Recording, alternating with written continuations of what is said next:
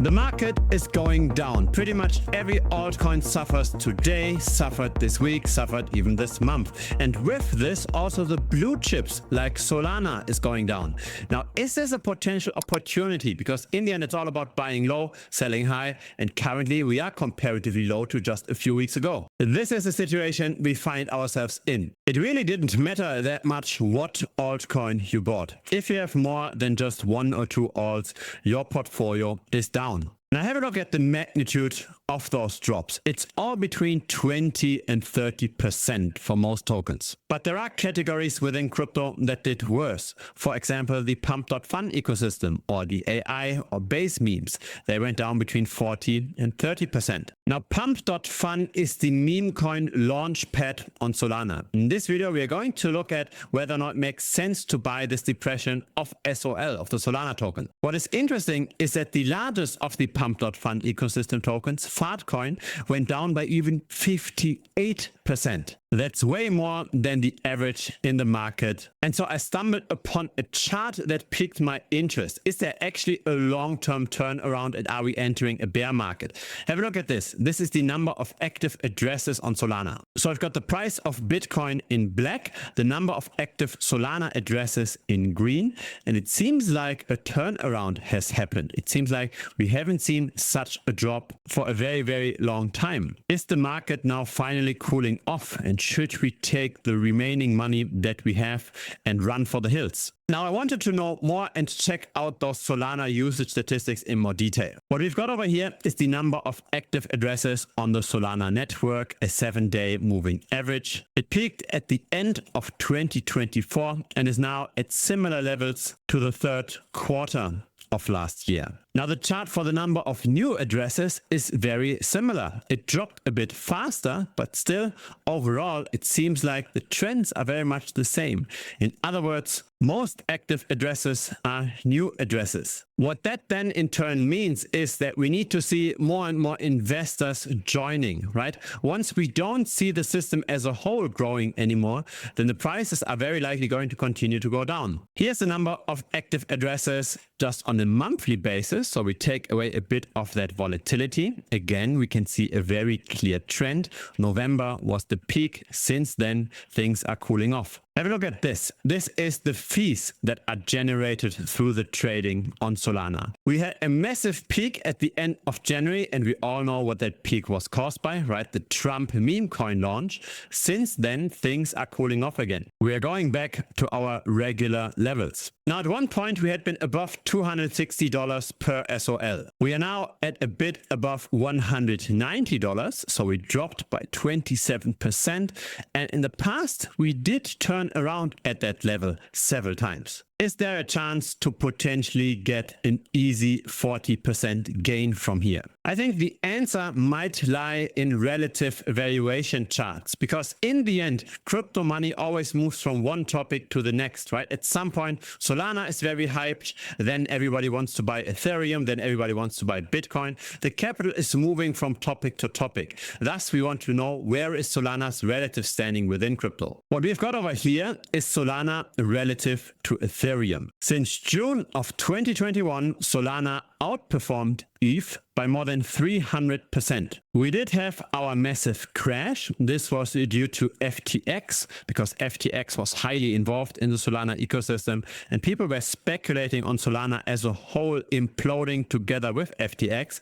That turned out to be wrong. Solana got a lot of adoption with the Memecoin launches, but now it's at very similar valuations relative to Ethereum again. From the peak of November of 2021 to the current price, Solana outperformed by roughly 25%. What we've got over here is Solana relative to Bitcoin, and that chart already looks quite different to the Ethereum-based chart, right? Because Bitcoin performs better long-term than Ethereum. And so even with all of that Memecoin speculation, SOL actually did not do as well from the prior peak to today's prices. It underperformed Bitcoin by 53%. Yes, if you bought when there was blood in the streets, you outperformed Bitcoin by almost 300%. But as a very long-term hold, as a vehicle to potentially buy over Bitcoin, to have maybe a lot of the crypto money in Solana instead of in Bitcoin, it seems to not work out that well. One might expect that with all of that Solana adoption,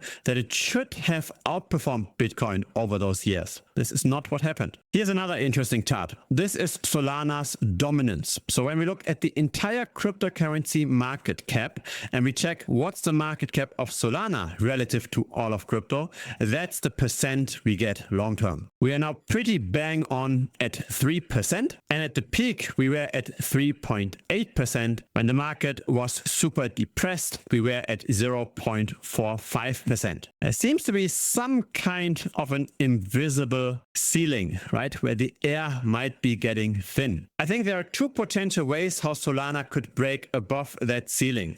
The first way is if Solana finds some kind of use case, a major use case that's not meme coin trading, right? Something like DeFi adoption, maybe BlackRock suddenly launching an S&P 500 ETF tokenized on the Solana chain, but not on the Ethereum chain. That would probably boost Solana quite a bit within crypto. But another effect, and that's probably a bit more realistic, is that there's simply more and more money flowing out of Ethereum and into Solana. I'm very, very bearish on Ethereum because Ethereum's staking starts to decline. I've made several videos on this in the past. Feel free to check them out. But it seems like Ethereum dominance tends to decline long term. The increasing competition by other chains, the lower gas fees, etc., they're really adoption from ETH. And then the question really is, are the institutions that much interested in Ethereum when all of the trading activity happens on those other chains? And so then those capital outflows, they have to go somewhere, right? Bitcoin stands on its own, Ethereum loses dominance, then where will that money go? Solana is probably the first destination. Now here's the problem. The main use case of Solana, meme coin speculation, seems to have met a saturated market now. This is the number of deployed transactions on Pump.fun, right? On the meme coin launchpad on Solana. And it did not really grow that much in the last few months. We peaked out in Q4 of last year, and since then we're going sideways. What we've got over here is the number of Pump.fun tokens that actually made it to Radium. There are quite a few successful tokens around the Trump meme coin launch, probably trying to ride that Politify wave. And the game of trading on Pump.fun seems to be somewhat stable in terms of its liquidity. Roughly 2% of the tokens that get launched over there then make it over to Radium because they get enough capital. If you're buying Pump.fun tokens early and you've got a hit rate above 2%, you're definitely outperforming. Once this chart goes further down and we are at 1% or only 0.5%, then we can clearly see how Pump.fun is struggling. We can already see how the number of monthly transactions that are Pump.fun related tend to now decline again. There was a lot of adoption at the beginning, but again, in the last 3 to 4 months, the growth of the platform has stalled. And when we look at the trading volume on Solana, the decentralized exchange trading volume, we had, of course, a massive peak with the Trump meme coin launch. Now we see normalized volumes again, but we don't really see how the liquidity on-chain went down to a similar degree. If trading volume continues to decline below the Q4 levels of last year, then likely the liquidity will follow as well.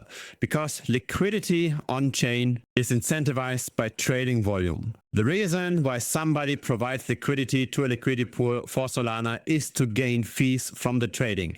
The faster the trading volume declines, the faster also the capital that's locked on-chain will decline. And so liquidity on-chain is a lagging indicator. The liquidity pool providers are somewhat slow, but if trading volume follows, this number unfortunately will go down as well. This will not be good for SOL. Now have a look at the decentralized exchange trading volume across all chains, not just Solana. Again, we can see the massive spike that was caused through the Trump Memecoin launch. Once we remove Solana from that chart, it looks very, very different. There is still trading volume, and one might describe this even as a growing trend, mainly driven by SEI, but the number of decentralized exchange traders on Solana tends to rather trend down. So really, long term, I do believe in Solana. Long term, I do believe that the Ethereum liquidity over time will flow to SOL. The question is, will there be a second boost that pushes up Solana that goes beyond meme coins? Is there a new narrative? Because meme coins are probably not going to carry everything. The meme coin game is definitely becoming weaker. Now, when we look at the very long term, the question is always about demand versus supply. How much will the supply increase hurt us over time? Now, there are two important factors here. There's the supply expansion, but there's also the staking. The more SOL gets staked over time, the more the supply, of course, gets taken out of the market, potentially increasing the price. Now, at first glance, this looks great. This is the Solana that's staked over time in liquid staking protocols. And this went up in the last 3 to 4 years by 35 million. So the more SOL is not in direct circulation, the better it is for the SOL price. However, this is 35 million and it starts in August of 2021. Here is the SOL supply since August of 2021. It went from 286 million to above 480 million. So an increase of more than 200 million tokens. The staking only takes out roughly 1/7 of the inflation of Solana. In other words, most people that own SOL want to trade it actively. They're not just stashing it away long term for staking. That was different when Ethereum moved from proof of work to proof of stake, right? A lot of the Ethereum supply got staked.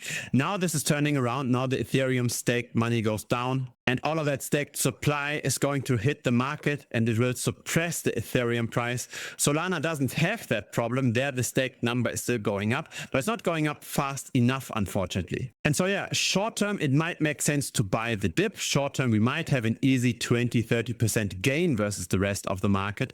Long term, we have to see what is the next narrative. If we see a real strong narrative developing for Solana, be it crypto gaming, be it AI agents, being something else than just meme coin trading, then I do think we will get our second leg up. If we don't see that, then probably this invisible ceiling, as in this line over here, it might very much prevail. And at that point, it might make sense yet again to sell Solana. As I've said, by the way, over here, feel free to check out older Solana videos on this channel. Now, in the end, it doesn't really matter what kind of altcoins we chose, right? Pretty much everything went down. So it seems like it's more important to time the macro than the micro, right? The individual asset selection isn't that important. It's more important to exit when prices are high and to buy when everything is depressed. But then the question is, how much longer could we fall?